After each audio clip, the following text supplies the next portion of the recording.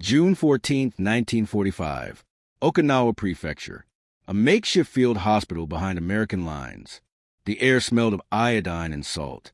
Canvas tents rippled in the humid wind that swept in from the East China Sea, carrying with it the distant rumble of artillery and the cries of wounded men.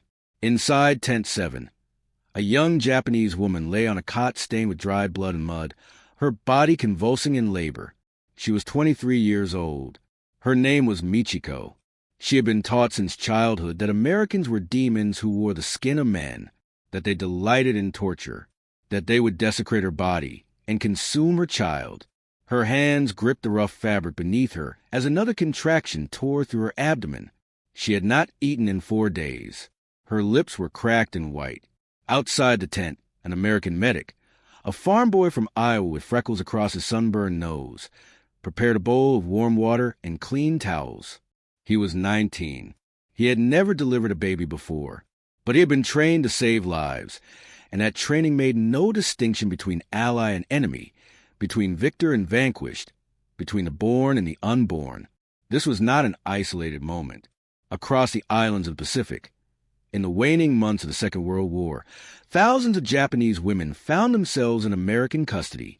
Nurses, laborers, comfort women forced into servitude, civilians caught in the teeth of total war. Many were pregnant. All had been indoctrinated with the same fear. All expected the same fate. What they encountered instead would shatter the worldview they had carried like armor through the years of fire and sacrifice. The history of Japanese female prisoners of war is a chapter written in shadows, obscured by the more dramatic narratives of Iwo Jima and Hiroshima, of kamikazes and mushroom clouds. Yet it is a story essential to understanding the ideological collision that defined the Pacific theater, a collision not merely of armies, but of cosmologies. The Japanese Empire, built upon the twin pillars of Bushido honor and imperial divinity, had constructed an entire architecture belief around the superiority of Japanese sacrifice and the barbarism of the Western world.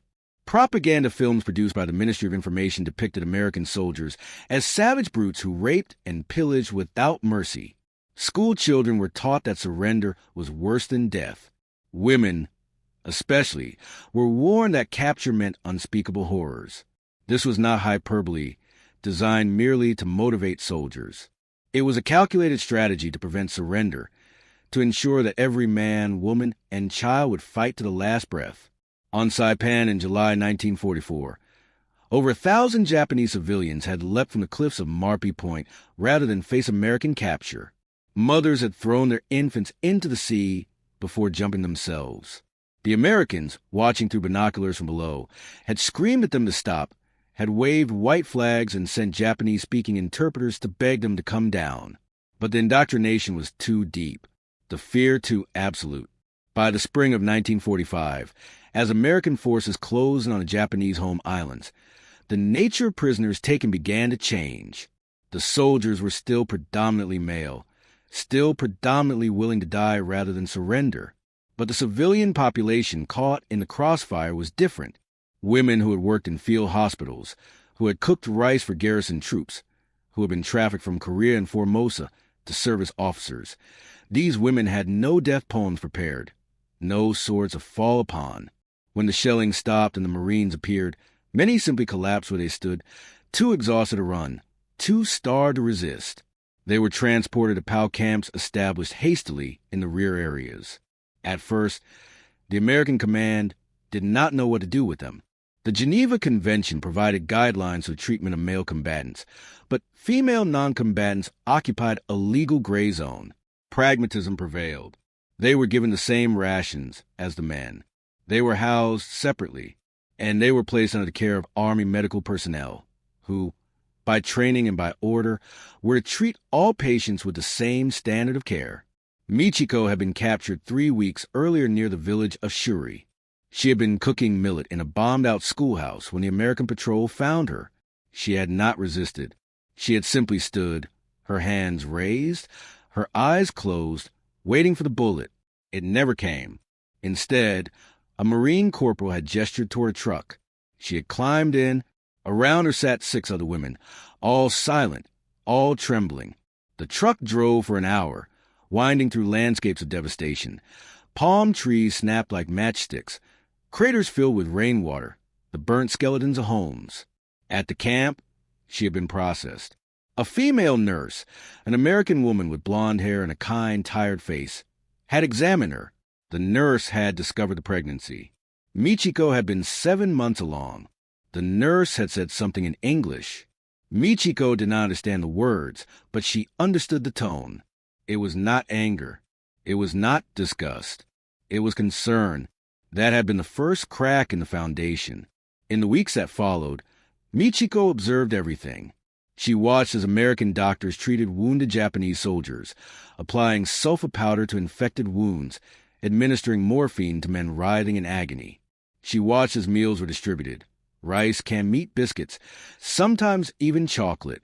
She watched as children, captured alongside their mothers, were given milk and toys salvaged from supply crates.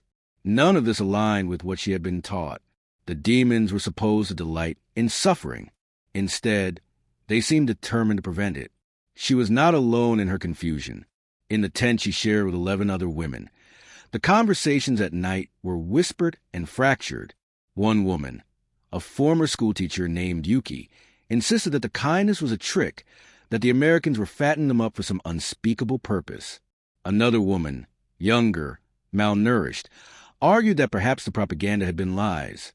Perhaps the emperor himself had been deceived. These were dangerous thoughts. Even in captivity, even surrounded by the enemy, the weight of imperial loyalty pressed down upon them. To doubt the propaganda was to doubt the war. To doubt the war was to doubt the deaths of brothers, fathers, sons. It was to render all the suffering meaningless. And yet, the evidence accumulated. On the morning of June 14th, Michiko's water broke. She had been hanging laundry on a line strung between 2 tent poles when the liquid gushed warm down her thighs. She gasped, doubled over. Yuki ran for help. Within minutes, 2 American medics arrived. They half-carried Michiko to Tent 7. Laid her on the cot, told her something in English she could not parse. One of them ran off and returned with a doctor. A captain with gray at his temples and wire-rimmed spectacles perched on his nose. Captain Richard Holloway was 41 years old. He had been a country doctor in rural Pennsylvania before the war, delivering babies in farmhouses by lantern light, setting broken bones on kitchen tables. He had enlisted not out of patriotism, though he loved his country, but out of a sense of duty forged in the crucible of the Depression, when he had watched neighbors lose everything and still help each other survive. He did not hate the Japanese. He did not hate anyone. He simply believed, with the quiet certainty of a man who had seen both the best and worst of humanity, that life was sacred and that his job was to preserve it whenever possible. He examined Michiko quickly, efficiently. Her pulse was rapid, her blood pressure low. The baby was breech. This was going to be complicated. He turned to his medic, a young private named Thompson, and spoke in calm, measured tones. Thompson nodded, gathered supplies, clean sheets, forceps, a scalpel sterilized in boiling water. Holloway rolled up his sleeves. He had performed dozens of breech births. Most had gone well. Some had not. He pushed the statistics from his mind and focused on the woman before him. Her face pale and slick with sweat, her eyes wide with terror. He placed a hand on her shoulder. He did not speak Japanese. She did not speak English. But the gesture was universal. I am here. You are not alone. Michiko's mind was a storm. She had been taught that this moment, if it ever came, would be her end, that the Americans would cut the child from her belly and leave her to bleed out on the floor, that they would take the infant and dash its head against a rock. These images, planted by propaganda and nurtured by fear, flickered behind her eyes even as the contractions intensified, even as her body screamed its ancient animal need to push. But the doctor's hands were steady. The medic's voice was soft. And when the pain became unbearable, when Michiko screamed and thrashed, they did not strike her. They did not abandon her. Instead, the doctor administered a dose of morphine, precious, carefully rationed morphine, and the agony dulled to a distant roar. Hours passed. The sun climbed and began its descent. Outside the tent, the war continued. Planes roared overhead. Trucks rumbled past. Inside, there was only the rhythm of breath and blood, the whispered instructions, the focused determination of a man refusing to let death win. At 6:47 in the evening, Captain Holloway delivered a baby girl. She was not breathing. Holloway's heart sank, but his hands did not stop moving. He cleared the infant's airway, suctioned mucus from her nose and throat. He rubbed her chest vigorously. Thompson handed him a small rubber bulb. Holloway inserted it into the baby's mouth and squeezed. Once, twice, 3 times. A cough, a sputter, and then, piercing the humid air of Tent 7, a cry. Michiko, barely conscious, heard it. Her eyes fluttered open. She saw the doctor holding a tiny, squirming form. He was smiling. He wrapped the baby in a clean towel and placed her gently on Michiko's chest. Michiko stared down at the infant. The baby's skin was wrinkled and red, her eyes squeezed shut, her fists clenched. She was alive. Michiko was alive. The doctor had saved them both. And in that moment, something inside Michiko broke. It was not a clean break, not a simple shattering. It was a slow, inexorable collapse of a structure built over years, held together by fear and duty and the desperate need to believe that suffering had purpose. She had been told that Americans were monsters. She had been told that the emperor was divine, that the war was holy, that death was preferable to dishonor. But the man who had just saved her daughter's life was no monster. He was tired. He was kind. He was human. She began to weep, not quietly, not with the restrained dignity she had been taught to maintain. She wept with her whole body, great shuddering sobs that shook the cot and frightened the baby, who began to cry as well. Thompson looked at the doctor, uncertain. Holloway simply nodded. "Let her cry," he said softly. "She's earned it." Michiko was not unique. Across the Pacific Theater, similar scenes unfolded in field hospitals and POW camps from Guam to the Philippines. Records from the Army Medical Corps document hundreds of births among Japanese female prisoners in the final months of the war. In almost every case, American doctors and nurses provided the same level of care they would have given to their own soldiers' wives. Cesarean sections were performed when necessary. Blood transfusions were administered. Antibiotics, still relatively new and desperately needed for American wounded, were used to treat postpartum infections. This was not mere charity. It was policy. General Douglas MacArthur, whatever his flaws and ambitions, understood the propaganda value of humane treatment.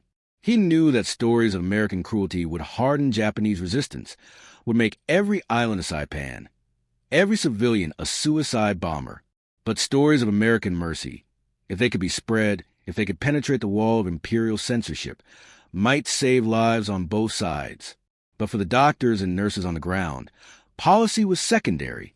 They saved lives because that was their job, because they had taken an oath, because, in the face of industrialized slaughter, in the midst of a war that had turned entire cities into ash, the act of delivering a baby was an affirmation that the world could still be something other than a charnel house.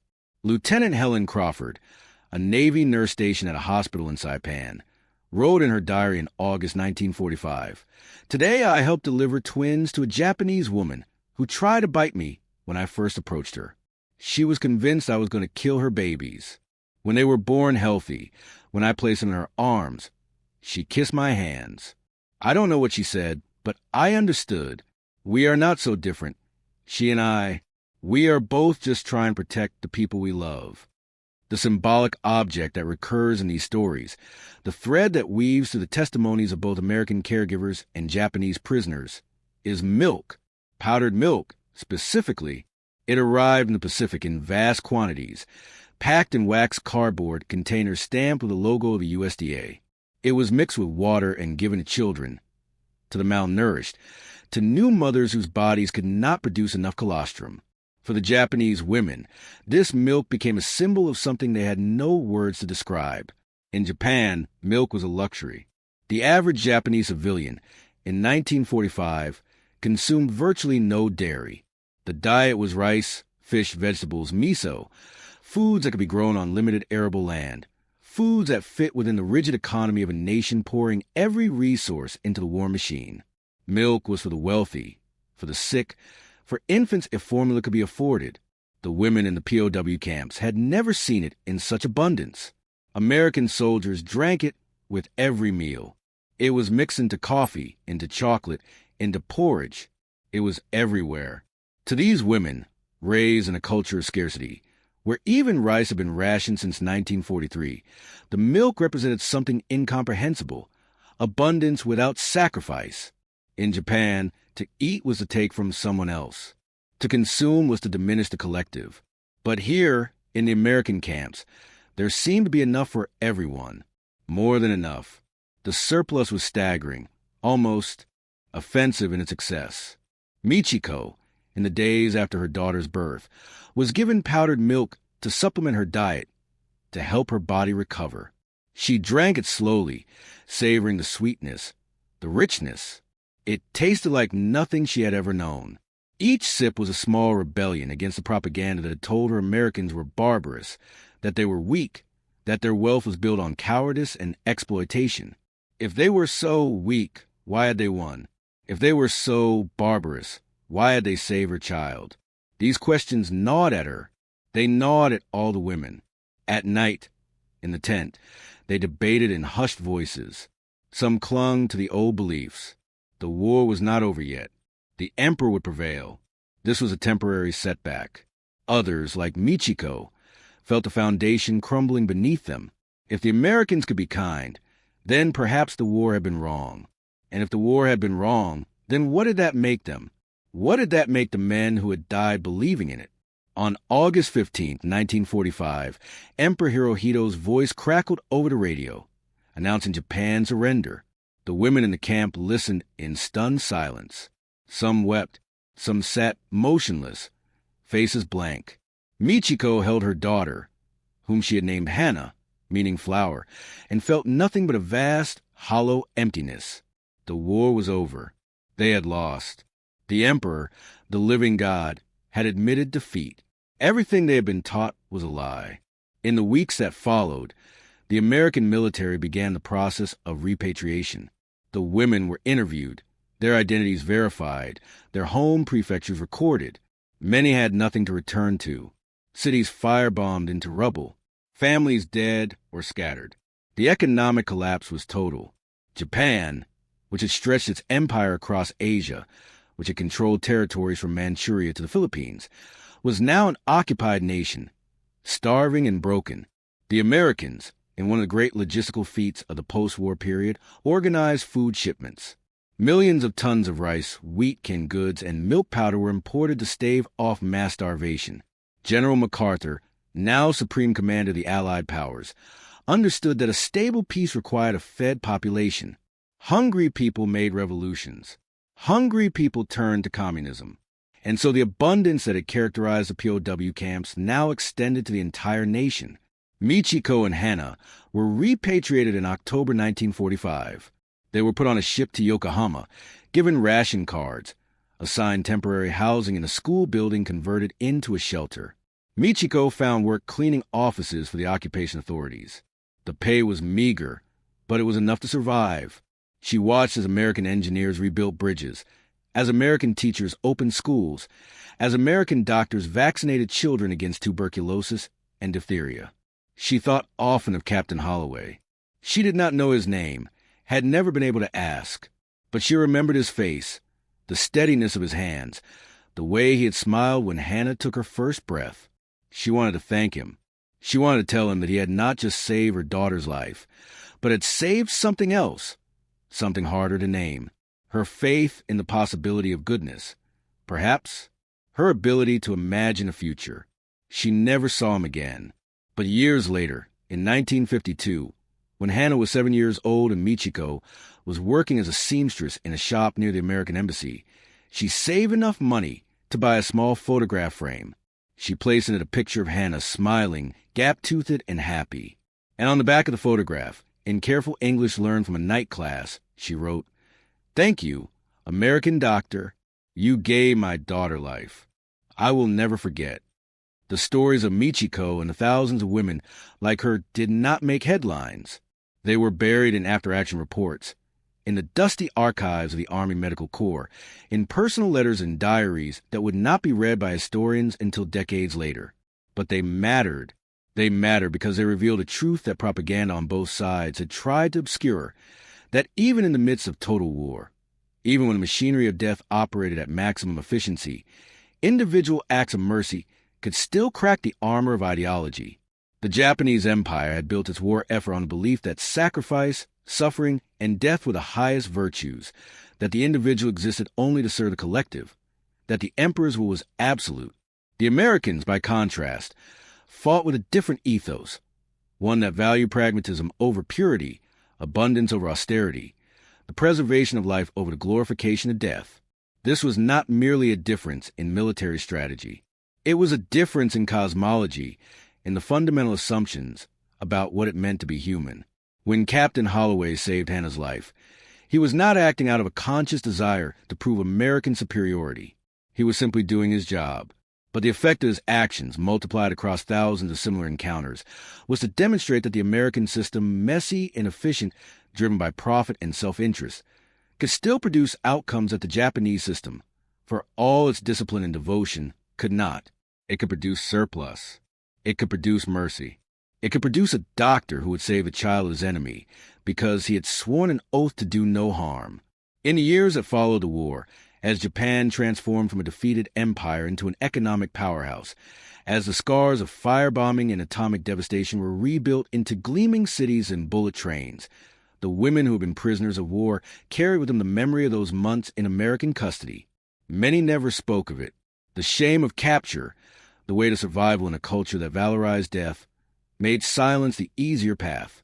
But some, in the privacy of their homes, told their children and grandchildren what they had seen, how they had expected demons and found doctors, how they had been saved by the very people they had been taught to hate. Michiko lived to the age of 87. Hannah grew up, married, had children of her own. In the early 2000s, a historian researching Japanese POWs interviewed Hannah, who shared her mother's story. The historian asked if Michiko had ever harbored resentment toward the Americans for the war, for the bombings, for the destruction. Hannah thought for a long moment before answering. My mother used to say that the war taught her two things. Hannah said, first, that nations can lie to their people, and second, that even in the midst of lies, individual people can still choose to be good. She never forgot the doctor who saved my life. She used to say that he didn't see her as Japanese or as an enemy. He just saw a mother and a baby who needed help, and that was enough. The lesson of Tent 7, of Captain Holloway and Michiko and the hundreds of others whose names we will never know, is not that war can be made humane. War is, by its nature, the negation of humanity, the transformation of people into targets, of cities into objectives, of children into collateral damage. But within the chaos, within the machinery of violence, there exist moments where the individual can still assert the primacy of compassion over cruelty, where a doctor's oath can override a nation's propaganda, where the simple act of saving a life becomes a quiet, stubborn refusal to let ideology dictate the boundaries of mercy. The powdered milk, the clean towels, the morphine administered to dull the pain. These were not grand gestures. They were not designed to win hearts and minds. They were the mundane, unglamorous work of people trying to preserve life in the midst of death. But in their mundanity, they carry a power that propaganda could not match. They were proof, tangible and undeniable, that abundance did not require cruelty, that strength did not require dehumanization, that victory did not require vengeance. 75 years after the end of the war, when the last survivors are passing into memory and the events of the Pacific Theater become history rather than lived experience, these stories remain. They remain because they remind us that the deepest truths about humanity are not found in the pronouncement of emperors or the strategies of generals, but in the small, fierce acts of individuals who choose, in the face of every reason not to treat the stranger, the enemy, the other, as worthy of care. Captain Holloway went home to Pennsylvania after the war. He resumed his practice, delivered more babies, set more broken bones. He did not speak much about his time in the Pacific. When asked, he would simply say he had done his job. He died in 1973, never knowing that a woman named Michiko had carried his memory like a talisman through the decades, never knowing that a girl named Hannah would grow up to tell her children about the American doctor who had given her life.